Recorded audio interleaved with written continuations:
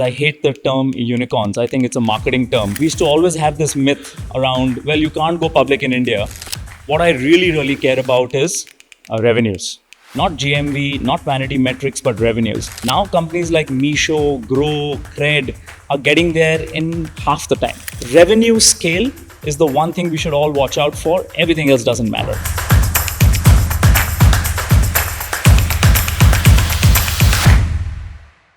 Mohit, I want to talk to you about IPOs, especially, the whole liquidity which has come into the market, the companies going public, and that's where, we can see a lot of these people coming together here. So some of the biggest wins for Peak 15 from an IPO point of view lately, and then we go in. Let's talk about IPOs in general. I would say, having done this for a while, the single biggest, most positive thing that has happened in India in these last 3 to 4 years has been that the IPO markets have opened up for our tech startups. By far, I remember when we used to be part of the Sequoia ecosystem, we were still selling lots of secondaries and we were doing a lot of M&A, but IPOs were tough from the Indian startup ecosystem for the first decade that I was doing this. And China, meanwhile, was listing a lot. And if you remember, listing on their local domestic exchanges. And we used to always have this myth around, well, you can't go public in India because you need to be really profitable for many years in order for you to be accepted by the Indian public markets.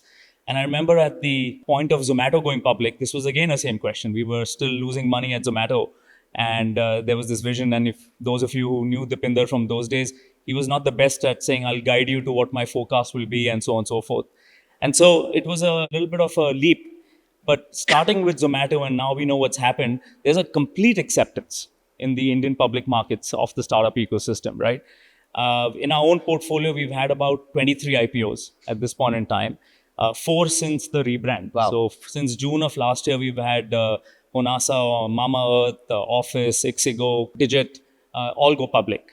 And so it's certainly the best time in India, as long as you're a scale company, this is probably number one as an exit option, no longer as M&A or secondary.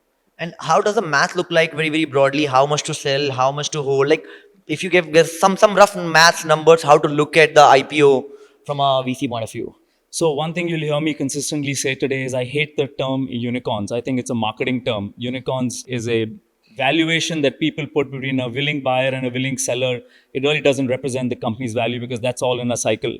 But what I really care about is revenues. Not GMV, not vanity metrics, but revenues. So the way I would answer your question is, people used to say there's an exits issue in India. There's, where is the exits? How do we get distributed? That's not the right question. The right question is, where are the scale companies in India? Do we have many companies that are crossing real revenue scale?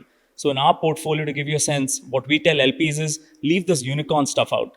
But every 6 months when we meet you, we will report to you how many companies have crossed revenues of $100 million. Because if you cross $100 million of revenue, then you're probably forecasting a 150 to 200 in the next 1 or 2 years, and you are likely to be able to go public on the Indian markets at, call it, a shade closer to $1 billion or somewhat less than that. And that's real exitability. So in our portfolio right now, we have about 45 companies that are at this $100 million mark, and about 23 companies that have crossed $200 million mark.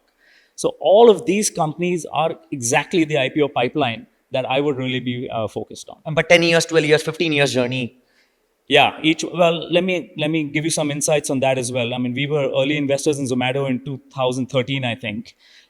We had a lot of winners in the first decade, but on average, it was taking our best companies, like really good companies, HealthCart, for example, a successful company. It was taking our companies about almost 10 years to get to this $100 million mark. A lot of near-death moments, a lot of... That near-death happens on, today right? Also, don't worry. Yeah. In early stages, that's part of the game. But it was taking as close to about 10 years for some of the big winners in that decade to get to this $100 million mark. Now, companies like Meesho, Groww, CRED are getting there in half the time, in 4 years, in 5 years. And then they're accelerating past that mark to get to $400, $500 million of revenue.